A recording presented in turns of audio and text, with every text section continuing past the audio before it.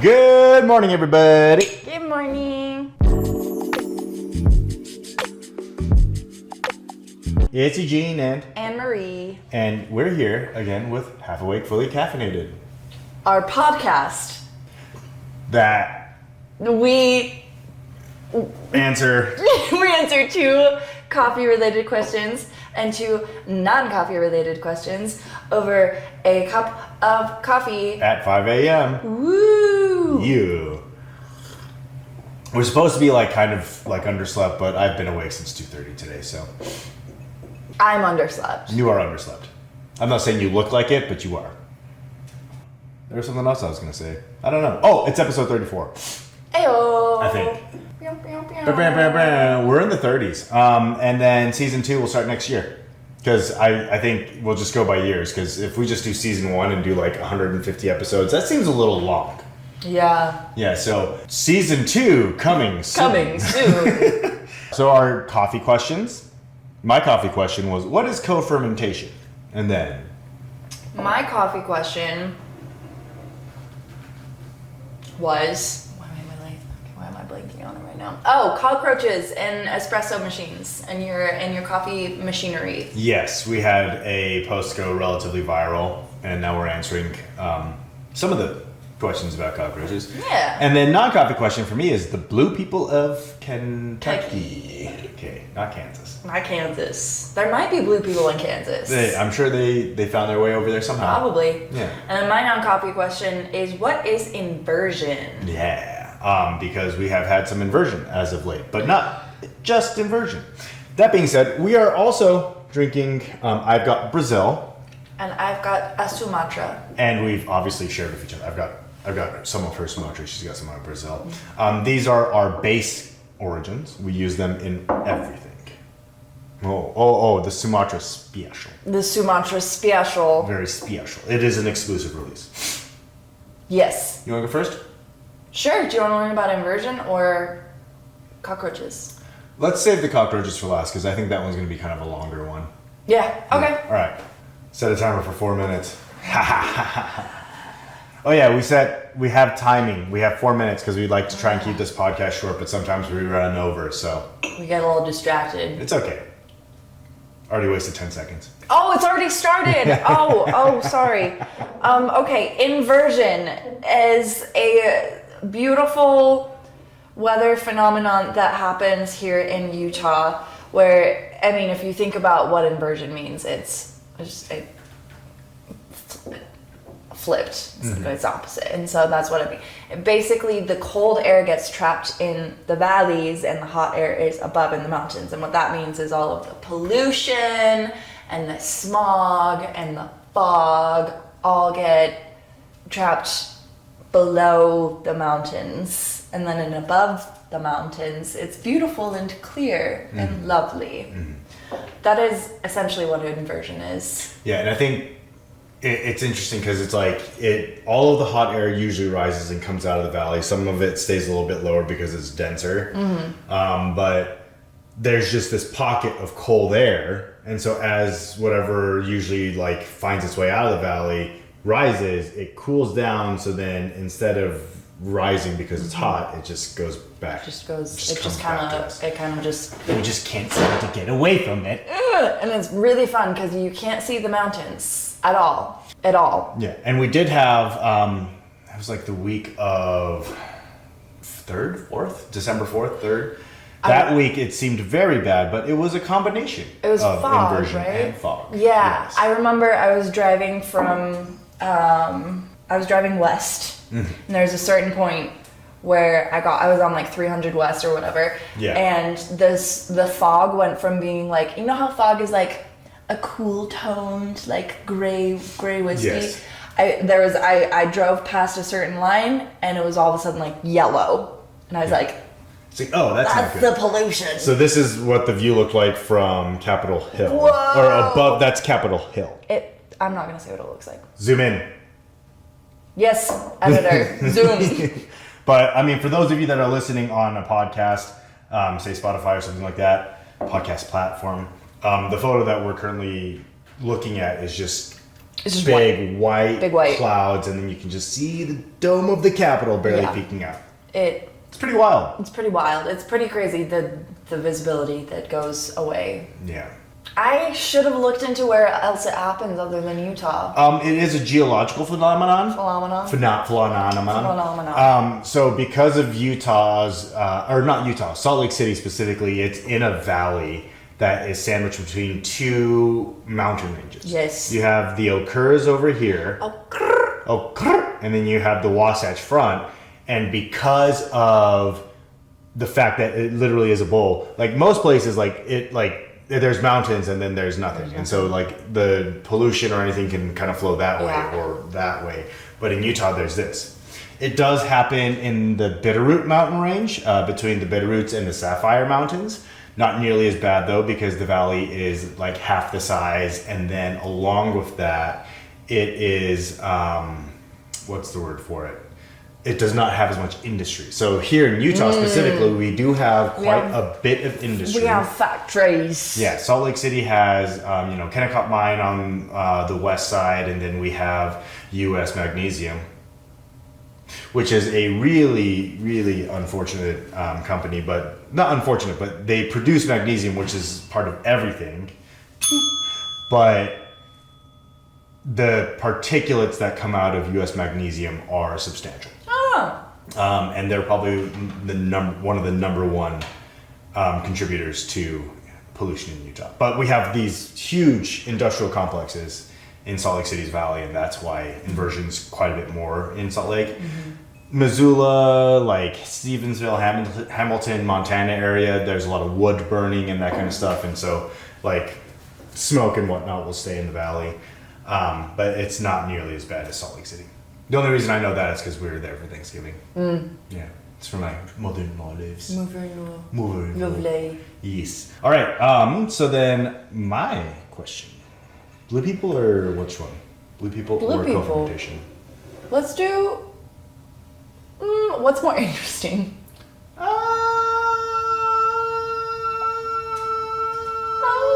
I think it's probably going to be. I mean, I like the blue people because it has a lot of conversation. Cofermentation also has a lot of information. So it's like let's do cofermentation. Okay, we'll do one or every other. Okay. Yeah. So set a timer for 4 minutes. And go. All right. So cofermentation is not a new thing in like the world of things in fermentation. Cofermentation is a practice that has been used in winemaking for over 8,000 years. And a lot of the times they're not like adding stuff into it other than grapes, like other wine grapes. And so what they'll do is they'll take like certain red grapes and they'll combine them in the fermentation tank, and then they coalesce and create something different. And then they do white grapes with red grapes to help with both the tannins, body, color, that kind of stuff. So the use of cofermentation has been widely experimented with in terms of winemaking for a very long time. But then, specialty coffee, which has kind of followed a lot of what wine has done, is like, hey, we could co-ferment. We've already started anaerobic fermentation, but we could co-ferment. And so in coffee, we already take a lot of different a lot of different varietals, and we ferment them together specifically because a lot of the coffee, farmers tend to use tons of different types of coffee to ensure that they have robust crops. But the use of other types of fruits and other types of yeast and other type of activators and sugars, it has just recently started in like the early 2000s, late 2010s, into this time now. I'm really bad at the numbers right now, but in the recent 2 decades. Right. In the recent 2 decades, there has been a lot more experimentation with co-fermentation for coffee specifically, and it's using different types of fruits, sugars, and so This does complicate the process a little bit because you're adding in other variables, and you could result with like extremely overpowering flavors, and then another part is like there's other possibilities of spoilage. And so if you do the processes wrong, it can actually ruin coffee. And then because of all of the time control, like additional equipment and so on, it does make it so that co-fermented coffee tends to be quite a bit more expensive. And it's funny because to me, specialty coffee has Q graders, which is like the sommelier of coffee. And now it's like we're anaerobic fermentation and co-fermenting. And I was literally talking with a sommelier 2 weeks ago. I don't even know why I had to say literally. I was. And I was telling him. I was telling him about the anaerobic fermentation and co-fermentation. He's like, oh yeah, I'm super familiar with all of that. And it's like, of course you are, because wine's been doing this for centuries. Forever. And then coffee's like, well, we've just been washing coffee. But fermentation does happen with coffee pretty naturally too. Like coffee can ferment, especially in a natural process. But the use of controlled fermentation is very, very recent. Yes. Yeah. We did have a co-fermented coffee here, and I think we've mentioned it a few times, but it was co-fermented with coconuts. Coconuts. And it was delicious. The coconut lemonade, coconut lemon. And then we have others that we were going to be testing. But yeah. We're going to be, hopefully we have them sampled and ready to go by next week. Yeah, and because we're going to need them. Cockroaches. Cockroaches. In your coffee. La roches. Yes. Boop. Okay, so cockroaches, low-key, high-key, kind of love the environment that your coffee maker is because it's warm and it's moist and it's dark and it's crevicey. Yes. And all of that. And so cockroaches are just like, this place. And that it can happen. It's not to say that there's a 100% chance that you're going to get a cockroach in your espresso machine, but if you're not diligent at cleaning it, it's a pretty high possibility. Mm-hmm. And maybe not just cleaning it, but like just not diligent about, I mean, unfortunately, like you can be as diligent as possible. It's true. And it could happen. It could still happen. You can still get them. The video that went viral for Eugene is this lady found cockroaches in her machine, and so she threw the machine away. The whole damn thing? The whole thing, and got a new one. Don't do that. Don't do that. There's pest control. If you can't afford pest control, there's literally pest control sprays that you can purchase by yourself to spray. Just deep clean it, get in all the nooks and crannies, make sure to get any eggs and feces. Yeah. And other things are like you can take your electronics and shove it in a bag and just like make sure that's completely sealed, and that will take care of it as long as you keep it closed for a couple days. Yeah. So you have many other options outside of just throwing it away. Yeah. One of the things that was commented a lot is like, if there's cockroaches in your espresso machine, that means that there's cockroaches in your home. They just found them in the espresso machine because it's the environment they enjoy. Yeah, but they're still there whether you throw it away or not. It's like if you have bed bugs and you throw away the mattress. Mm-hmm. They're in the bed. They're the bed frame. They're in the bed frame. They're in the carpets now. They're in the walls. And they're in the walls. They're in your skin. All of that. So, essentially, cockroaches and pests are unfortunately common.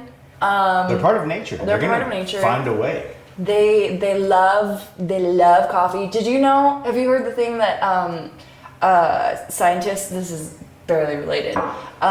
Scientists that work with cockroaches slowly become allergic to cockroaches. Oh. And at the same time, they also become allergic to ground coffee. That's strange. Ground coffee? Mm. Why is that? Because there's cockroaches in ground coffee. Oh my gosh. So there's some myths to dispel here. Yeah. First part is cockroaches being in ground coffee. There's a possibility from a commercial roaster. Like if you're getting Folgers coffee. Yeah. Yes. Yeah, and that's what I'm talking. Yeah, very Our coffee will not have cockroaches but in most it. like small specialty coffee shops, like it's going to be, there's a much higher level of quality control that can be conducted because we're in much smaller batches. But yeah, those are some of the comments that I was like, okay, like let's pump the brakes a little bit. Like, yes, there are ground cockroaches in coffee, but you have to specify the types of coffee that you need to be looking at for. It's kind of like how commercial coffee. There was that thing with like Roundup. Do you remember how like there was a bunch of cereals being blasted for having Roundup in the cereal? Nope. The weed killer? Yeah. Yeah, there were a bunch of cereal, and like those are a bunch of commercial like factories. And then you go to like a mom and pop shop where they make the cereal there, like you're not going to get that. Yeah. Of course, that being said, cockroaches are very common. Like when you know, it's unfortunate to say, but they are part of nature. They are pests. And if you haven't had a cockroach infestation ever in your entire life, congratulations. Me personally, knocking on wood, have never had a cockroach infestation, personally. But, you know, there are restaurants, there are shops, there are places everywhere that have had cockroach infestations, and they just get it taken care of by commercial professionals. Yeah. Yeah, there were quite a few comments that like were very accurate, and then there were a little bit more like hateful comments, which yeah, that's what happens. Understandably, like this lady did completely waste it, and she's like really just fueling consumerism. But I think on one end of it, it's not entirely just the fact that she was fueling consumerism, but that she took the time and effort to blast the brand Bravo. Yeah, and say that weird. It was their fault, and there were lots of comments blaming the brand consistently on that post, and that's what made me, want to shed a little light and truth on it, because it could have happened anywhere. It could have happened on her move. It could have happened when it was in storage. It could have happened because she brought cockroach eggs on her shoes on the way home, which is also to say, if you see a cockroach, do not step on it. Oh. Because cockroaches can have eggs on them, and you stepping on the cockroach will not break those eggs. And then when you bring your shoes home, the cockroaches will be on your shoes. So step on cockroaches, then throw your shoes away. Burn it. Or, just avoid the cockroaches. Or that. Yeah. But yeah, some of the common ways to get cockroaches is use electronics from other people, storage units. Which I think I remember seeing a comment where someone said that that's where she got the espresso. Yeah, they said that she got it from her friend, and it could have been her friend, but she had it for a while before she moved. Yeah. And then there was the storage unit that she left it in for a while, that can happen. But cockroaches can literally happen from anywhere. All right, let's talk about Le Blue people of Kentucky. So I'm not going to have direct names of these people. All I can remember is the last name. But in Kentucky, through the 19th century, there was a family by the name of the Fugates. And the Fugates, the husband was a Frenchman that met somebody here in Kentucky, and they married. And both of them had a very rare genetic condition that increased the level of methemoglobin. It's like hemoglobin, but it's methoglobin or something like that. I'm actually going to look at that so I don't sound like a complete idiot. But well, you did say methogoblin, and I will hold you to that. Methoglobin is what it's called, and methemoglobin, I think. Methemoglobin. I can believe that. Yeah, it's something like it's the opposite of hemoglobin. Methemoglobinemia is what they had as the condition. One more time, methemoglobinemia. And then methemoglobin is the thing that happens to the cells. But anemia is the thing, methoglobinemia, anemia. Oh my god. Wow. Say that fast 20 times. I can't even say it fast. Anyone can do it faster than me. Methemoglobin. Anyways, it's a condition in which the red blood cells are no longer have hemoglobin. They have methemoglobin, which instead of releasing oxygen efficiently, holds oxygen. Oh. And so it does not get rid of the oxygen in the red blood cells, which causes it to be a really deep, dark red color, like super dark. Right. And so when you have this dark blood coursing through your veins, as it connects with your fair skin, it makes you look blue. And so legit, right here, yeah, actually, you can see your the blue in the veins. I got blue. So you have blue veins. Yeah. But it was so pervasive that it was It's in like blue. the capillaries. It was everywhere. It's in the, okay. And so because of So were both of them blue and they found each other and fell in love? they were both blue, and I don't know if they found each other. I don't know how they found each other, but they did fall in love and they did get married. I gotta know that meet cute. Yeah. I bet it was beautiful. I'm sure it was adorable. And what I found after that is that the reason that it's called the blue people, not just blue couple, is that, they had children. And because of how isolated their family was from the rest of the community, there was a very small gene pool to pull from. And so the methylglutinemia, almost got it that time,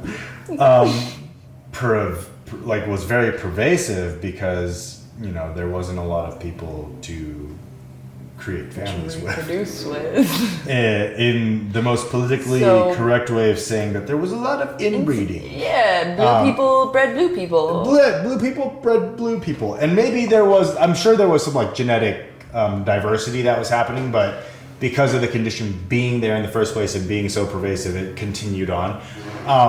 In recent history, like in the past couple decades, the blue people of Kentucky have slowly withered away because of mobility and the ability to leave, and also new people coming in. So it was pretty rare, other than the fugates, and now the condition methanomegalemia is really rare, like super duper rare. Methanomaleglibion. Yeah, methaglobinimum. Methaglobins. The meth goblins. The meth goblins. Meth goblins. That's basically what you said first time. Meth goblins. Meth goblins.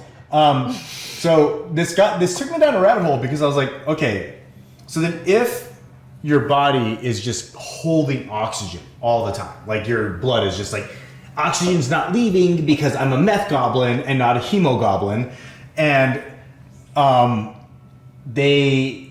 it doesn't cause any oxidative stress. So I thought faster oxidation, the person would age faster, they would have signs of wrinkling, that kind of stuff a lot sooner in life. Turns out no, because it's not oxidative stress, it's just oxygen. It's just there.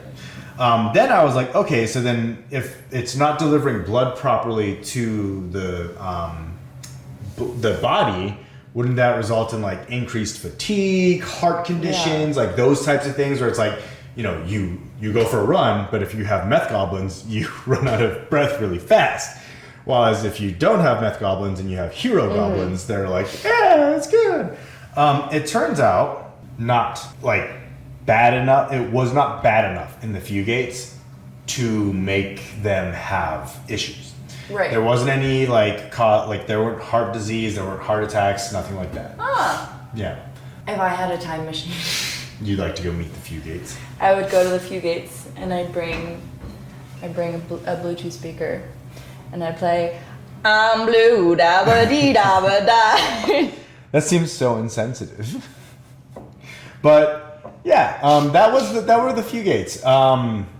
Yeah, it was really interesting, and I honestly had no idea that it existed, and I just assumed that there would be a cult of people in blue, but it turned out it was legitimately just a family blue people that would have been harassed by I saw a picture. Anne Marie in the past if I she wouldn't had a believe speaker. them. Yeah, 100%. Did you see the picture of them? No, I did not see a picture of them. They're blue.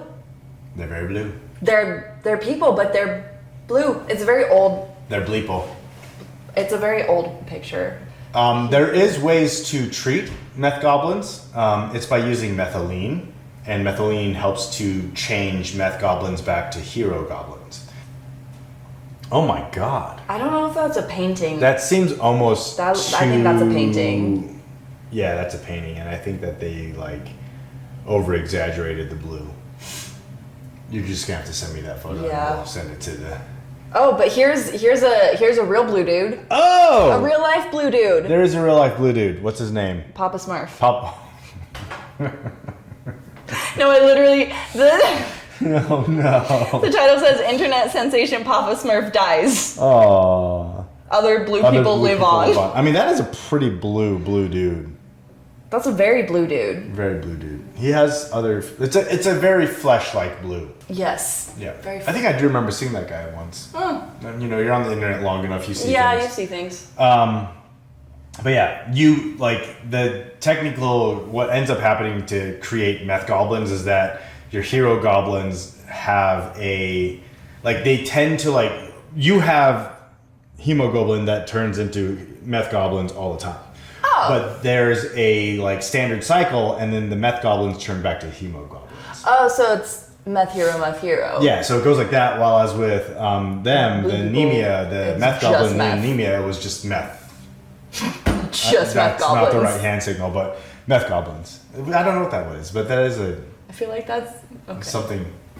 Something. Yeah. Anyways, let's move on to questions for next time.